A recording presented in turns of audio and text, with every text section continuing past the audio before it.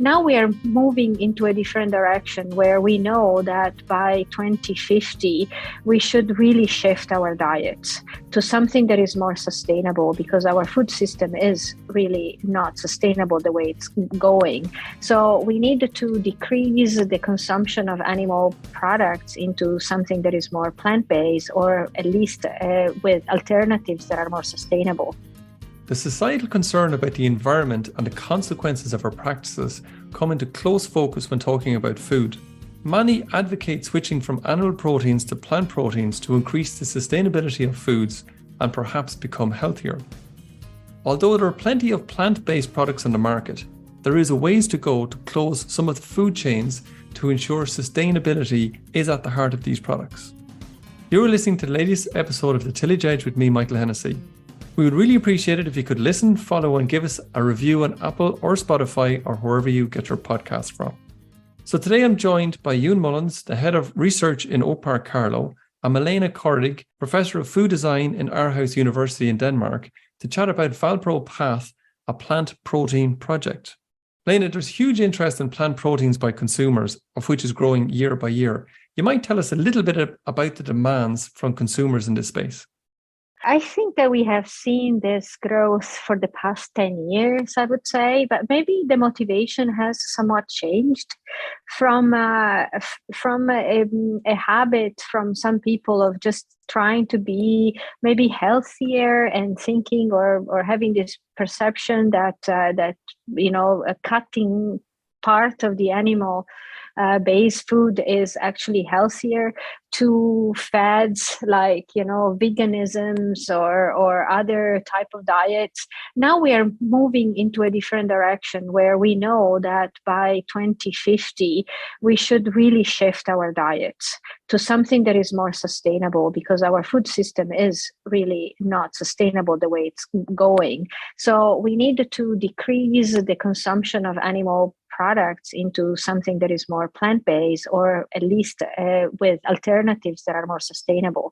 And as we try to change everything, not only the animal-based proteins, but everything in general, on how we produce and how we process food in ways that are more circular and more sustainable, obviously we are creating new opportunities for consumers to actually eat something that is more within the boundaries of our planet. And this is why probably the consumer is asking for more of these products. And when you talk about, Milena, about simple and sustainable type products, you often hear people talking about this clean, whole food type of category. How does the plant proteins fit into that? Yeah, that's a very good question, because we have to define what we really think is a clean and whole food. Is it more trusted? Is it closer to your supply chain, so closer to home, at the under kilometer diet, or is it about the label that has to have less ingredients and be more more clean, in a way that your product comes really from the raw material and that's it, and no longer having a lot of ingredients. Depending on how we define this, I think that we can say yes, plant-based food could be simpler. You could also have an easier way to trace from the ingredient to the final product, especially if it is bought from products that can be grown in your own country. But in terms of having a clean label, perhaps this is less easy than it used to be, because, for example, milk-like products from plant-based materials are not as white, not as pleasant, creamy, stable as you would have into the traditional animal products like bovine milk. So then you have to use stabilizers, and you have to process or over processed ingredients to actually get to these products. Well, it depends on the definition, I suppose, when it comes around to what falls into because that kind of category. a clean label or a clean product, it can be a lot of things, as well as when people say ultra processed versus processed. What is this? Like, these definitions have to be better qualified to really be able to answer the questions. Okay. Ewan, can I bring you in on that there? We talked in the previous parts of this protein series around the production of proteins in terms of putting them through a process to concentrate those proteins to try and make them a little bit more valuable and going into the prepared food industry. If I understand it correctly, in terms of this new project, the Valpro Path, it aims to take that concept maybe a little bit further and maybe link up a little bit more to the markets. You might explain just a little bit around the Valpro Path project for me. Sure. So you mentioned U-Protein there. That's the national project that was in the previous podcast, and that really is about unlocking the potential of plant sources to deliver protein for food ingredients. And Mark Fenlon and Sinead explained all that process. And really what we're doing in Valpro is we're taking that model and we're pushing it out across Europe and seeing where the premium markets can be identified and developed. So Valpro is 22 partners across 8 countries. And I suppose the context to it is that the EU protein landscape as it is not fit for purpose, looking ahead to all the challenges that Milena mentioned there. We don't have premium supply chains for farmers, and yet we have food industry companies trying really hard to source consistent supplies of plant protein. And yet we know primary producers can produce lots of plant protein because we produce very good yields around Europe. So in essence, it's like you have 2 partners on either side of the dance floor, and really it's about getting them together in the middle. And what Valpro is, it's about using real systems with real farmers, real companies, developing those business models so that we can point to these and say, look, these are the farmers producing this amount of biomass, and from that they're able to extract at a farm level, do some pre-processing, and that then gives added value, which is a term often used, but basically it's all about trying to get as much value out of every bit of the product that comes off the field. And that then leads to opportunities for companies to source material, source that plant biomass locally. So that leads into the whole story of authenticity, provenance, and it obviously reduces environmental footprint. Okay. And is there companies connected with Valpro, and are they already producing commercial products? And maybe if they're not, is that going to be an outcome of the project?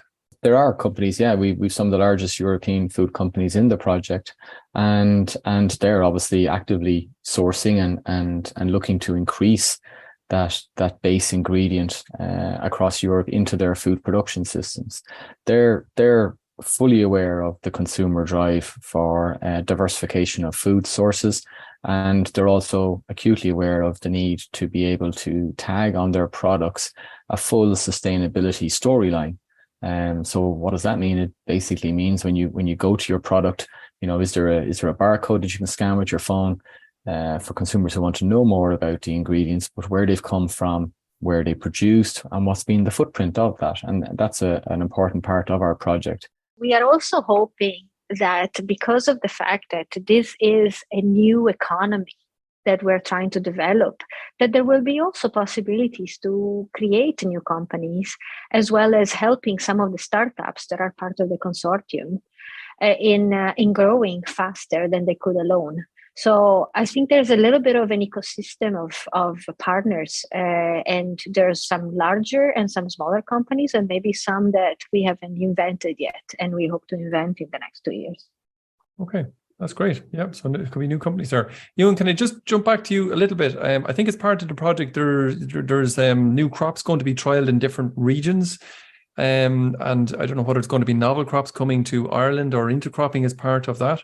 Are they going to be trialed in Ireland, if you like, and are they going to be analysed? I think you mentioned something about having a full traceability or full maybe nutritional or that end of it in terms of what these new crops maybe could deliver to a consumer. Yeah, absolutely. The crops we're focusing on from the Irish context are faba bean, which we know grows extremely well, pea, which has a small acreage, but it's a very good crop, and also lupin, which in parts of Europe is a very successful crop for delivering plant protein into food processing plants. And then across Europe, there are obviously other protein crops, which We'll investigate them from an Irish perspective. We're talking lentils, peanut, soya, but we know from previous work done in Oak Park by Sheila Alves that soya and the collection and varieties that are available at the moment just won't deliver for us.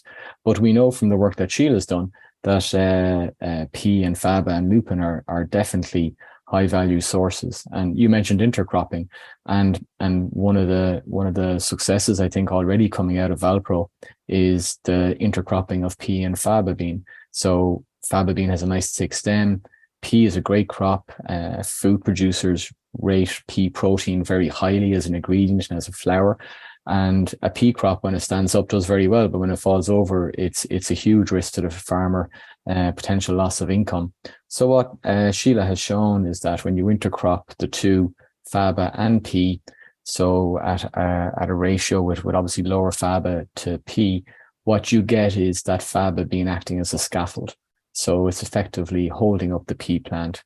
And that has multiple benefits. So automatically, you're able to harvest two crops coming off the same field. You reduce the risk of losing a pea crop. It extends the harvest window for the pea by 2 to 3 weeks. So that's obviously putting flexibility into the management regimes for the farmer. And then there's the potential, and we're doing this through Valpro with our Italian partners, is when the material is taken off the field, there's an element of pre-processing that could be done on farm. And then you have those two premium potential outputs going to different food processors. It doesn't mean that the material, obviously, the default is that it can still be fed to animals, but really the whole goal of Valpro is to move on from that. It's to develop those premium supply chains. And one of the I suppose the apprehensions for growing pea in Ireland as a pass is that risk of lodging.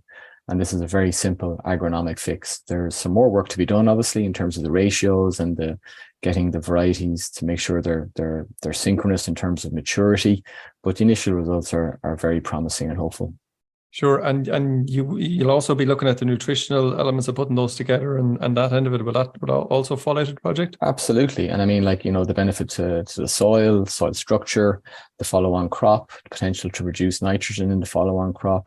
It's a real positive and a win-win. There's some logistical issues to be checked out, but I mean the other aspect of the project in regards to the pea is that we know the potential of pea flour to be incorporated into standard bakery products and bread making without any loss of sensory experience for the consumer. So then there's the potential then to offset the use of wheat flour, and it leads to certain independence, because obviously in Ireland we import all of our wheat flour as well. So again, it's about diversifying the potential from all these streams that are there into new products and new processes.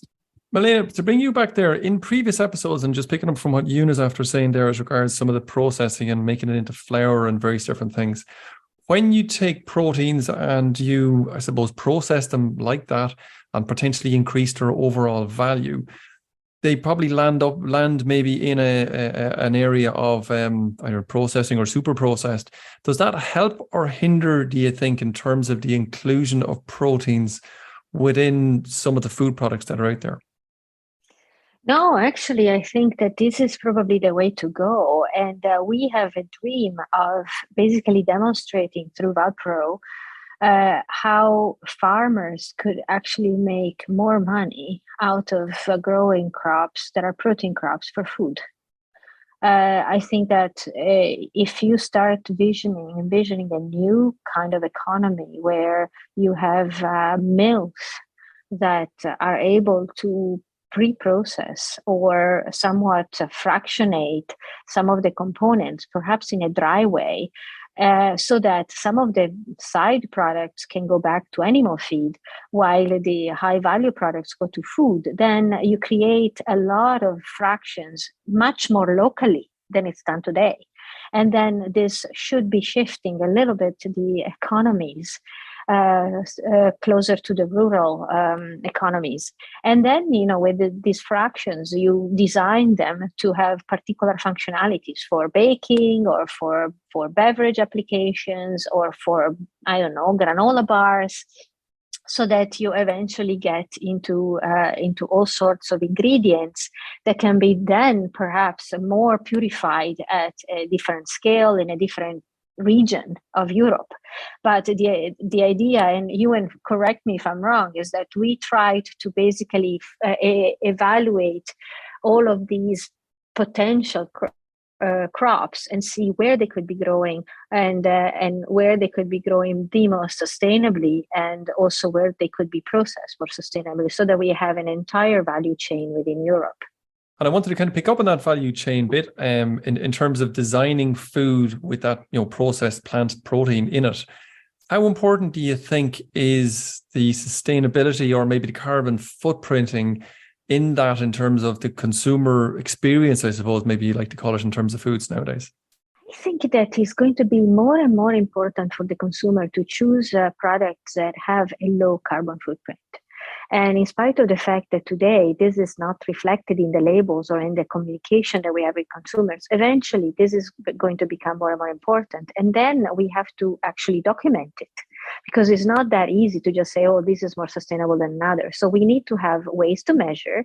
And Ewen already mentioned this with the life cycle assessment, where we have to be able to really measure what are the various aspects that are somewhat using resources and water, and have a full life cycle assessment of our food from the ground all the way to the package that contains the food. So that's the life cycle assessment. But also, what are the social implications of this? So part of what we do in Valpro Path is actually having social LCAs, and not only LCAs that are linked to particular component or nutritional components that have to be traced.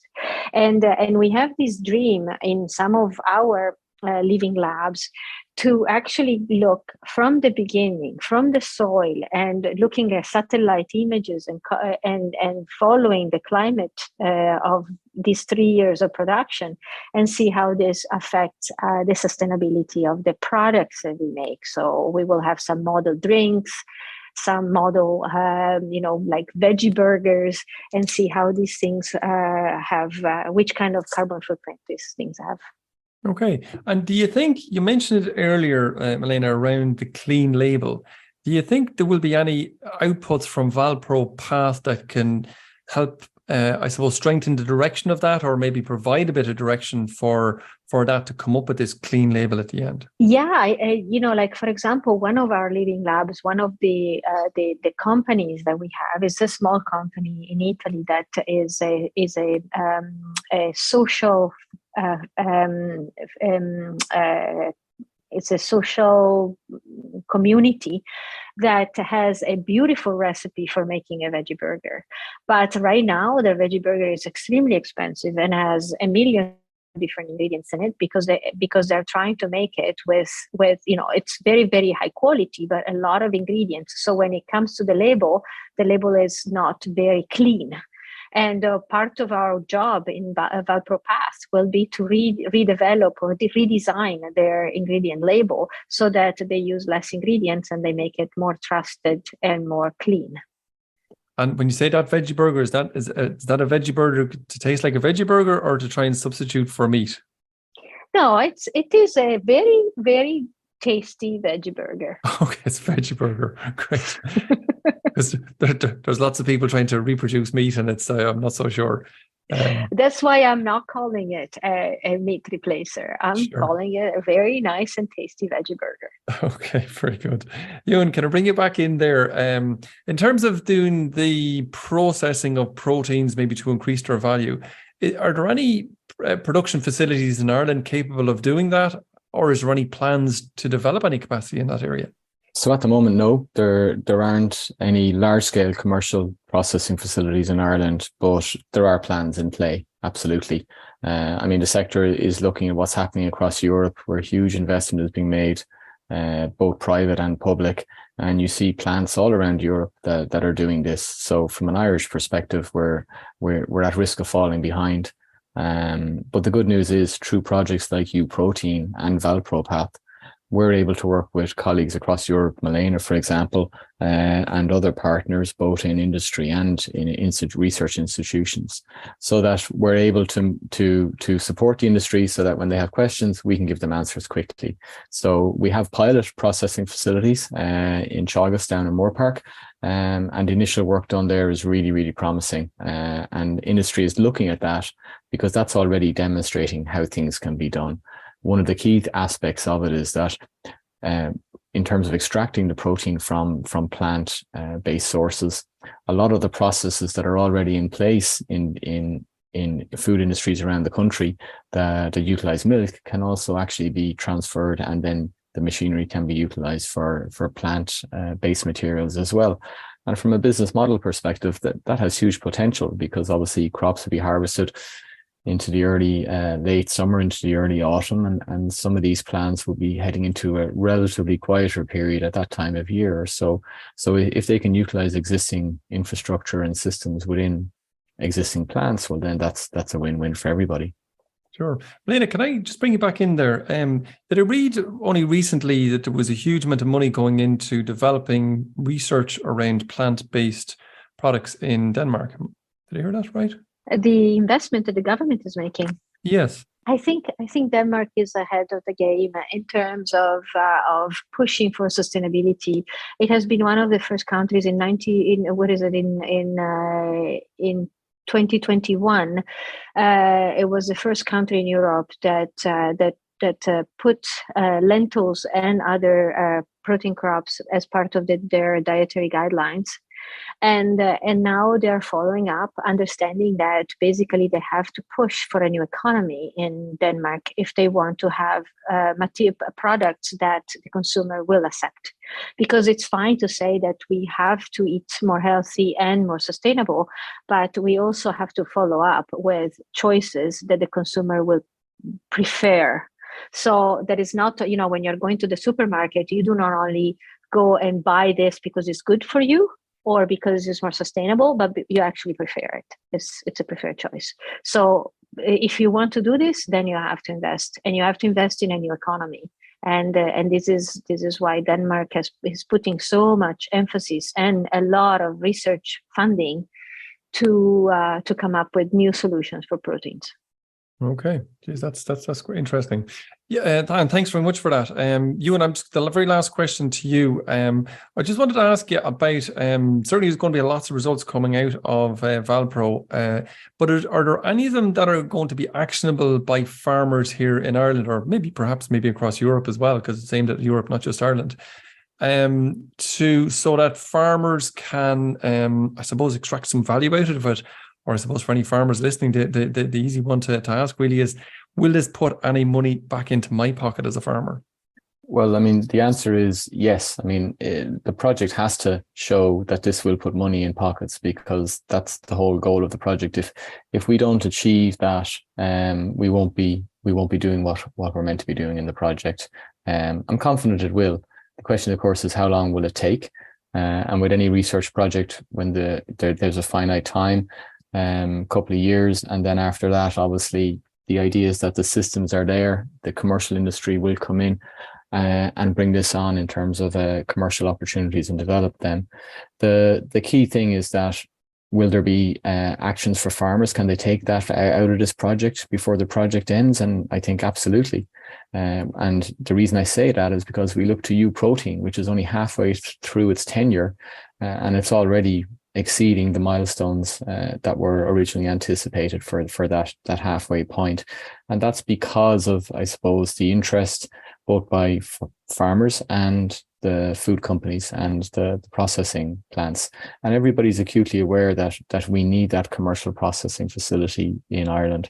So the next steps for us is, at a national level, is we need to start to do due diligence on that and develop the business model around that. And that'll be part and project of the Valpro Path project. The key thing, though, is just to come back, and if I can come back on just two quick points, is that the goal of Valpro is the right crop in the right place for the right market. And at the moment, we only grow faba bean, and we need to be growing a greater range of protein crops. So that's the first step we're showing already with our research in Oak Park that those crops have potential here in Ireland, especially lupin, which previously wasn't maturing quickly enough, but we've got access into new varieties coming out of Germany through Valpro, and they're showing huge promise and will be on display at the Open Day in June 21st in Oak Park.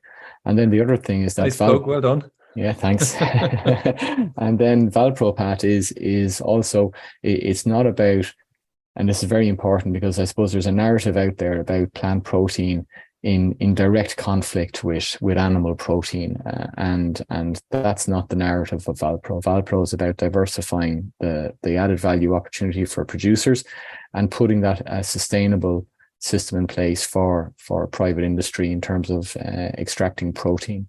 So it's about the diversification. It's not about complete and absolute substitution, which is what we hear sometimes.